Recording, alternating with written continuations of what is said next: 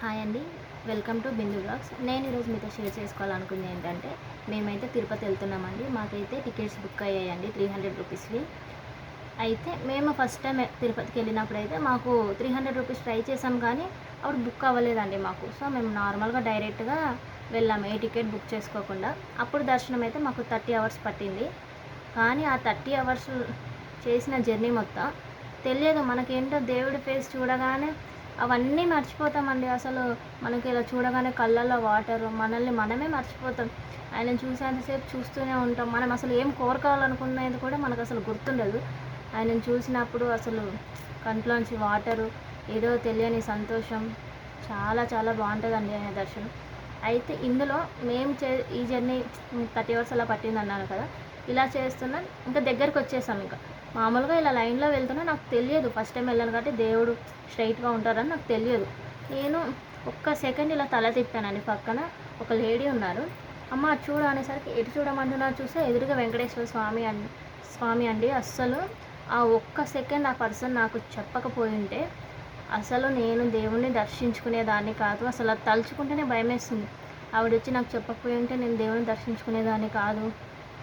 అసలు ఇంత జరిగాక నేను దర్శించుకోకపోతే అసలు ఎలా ఉండేదో ఊహించుకుంటే కూడా భయమేస్తుందండి. అసలు ఆ లేడీ చెప్పడం వల్ల ఒక్క సెకండ్ నేను ఇలా వెళ్ళేదాన్ని. ఆ దేవుడి దర్శనం అయితే నాకు జరిగిందండి. ఎంత హ్యాపీనెస్, ఆయనను చూడగానే తెలియని ఫీలింగ్, కంట్లోంచి వాటరు. అసలు నాకు అసలు మర్చిపోలేని ది బెస్ట్ మూమెంట్ అంటే ఆయన్ని చూసినప్పుడు ఆ ఫీలింగ్ అసలు ఉంటుంది కదండి. అసలు అంత హ్యాపీగా ఉంటుందండి అసలు. సో మాకైతే దర్శనం అలా అయింది. ఆ దర్శనం అయిపోయాక ఇంకా మేము నార్మల్గా ఇంకా రిటర్న్ ట్రైన్ టికెట్స్ బుక్ చేసుకొని ఇంకా రిటర్న్ అయిపోయాం. వచ్చిన తర్వాత నుండి మళ్ళీ తిరుపతి వెళ్ళాలనిపిస్తుంది. సో మేము 7 మంత్స్ జనవరిలో తిరుపతి వెళ్తే 7 మంత్స్ నుంచి ట్రై చేస్తుంటే మళ్ళీ 7 మంత్స్కి మాకు 300 రూపీస్ టికెట్ అనేది బుక్ అయ్యిందండి. ఫస్ట్ టైం వెళ్ళినప్పుడైతే ఏ టికెట్స్ బుక్ అవ్వాలో డైరెక్ట్ వెళ్ళాం. ఇప్పుడు మాత్రం 300 రూపీస్ టికెట్స్ బుక్ చేసుకున్నాం.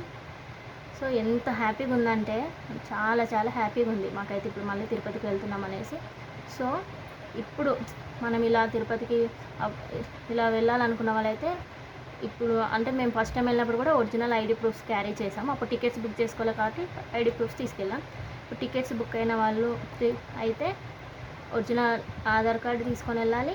ఇంకా దాంతోపాటు టికెట్స్ బుక్ అవుతాయి కదండి, వాటి జిరాక్స్, ఒరిజినల్ ఐడి, ఇంకా టికెట్స్ తీసుకొని వెళ్తే మనల్ని లోపలికి అలో చేస్తారండి. సో మాకు ట్రైన్ టికెట్స్ కూడా కన్ఫర్మ్ అయ్యాయండి.